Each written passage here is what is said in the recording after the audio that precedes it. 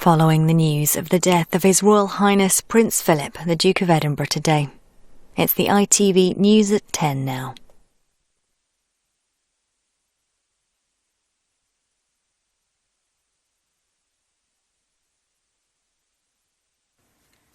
It was the end of a remarkable life, but also perhaps of an era. Prince Philip's devotion to serving his country was forged in the long, dark years of war and cemented by his marriage to the Queen. Today, our political leaders paid their tributes. He helped to steer the royal family and the monarchy so that it remains an institution indisputably vital to the balance and happiness of our national life. We should deeply appreciate the massive contribution that he made to public life and to the whole country. But, of course, with the Queen, the Duke met countless world leaders across the decades, and many of them paid their respects too. He was a heck of a guy. It was his lifetime of service to the United Kingdom and the whole Commonwealth was visible to everybody for a long, long time. He pledged to serve his country and his Queen, and so he unarguably did. On a specially extended programme tonight. A restless childhood, a stellar naval career, a remarkable love story, an outsider who helped reshape one of the world's oldest institutions, the grand sweep of an eventful life.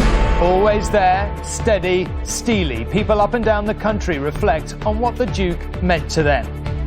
I owe a lot to the Duke of Edinburgh, and I just want to say thank you for changing my life pretty much. He was a man of action, far ahead of his time on issues like the environment and the natural world. So what is his legacy?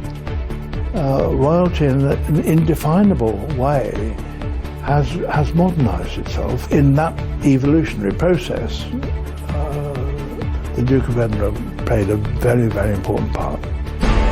It was a love story, no question. So just what made the couple tick? If a young girl falls in love with a very handsome, very dynamic man, he will be her hero. And what about that famous sense of humour? It sometimes made headlines he didn't want, but he also made a lot of people laugh when they needed it most. It was fun, a little bit risque, and I think we probably all felt, thank goodness there are people like that in the world.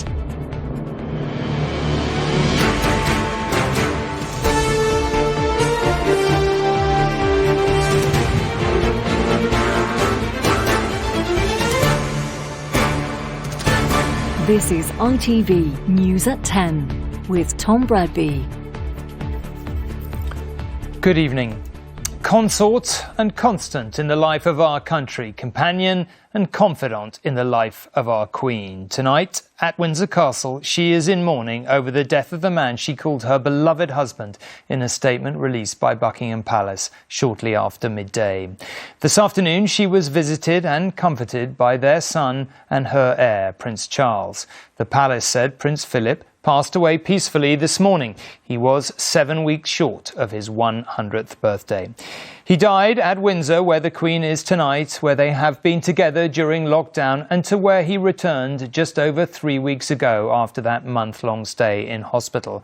Buckingham Palace is trying to discourage those wanting to remember the Prince from visiting royal residences or indeed leaving flowers because of the virus restrictions.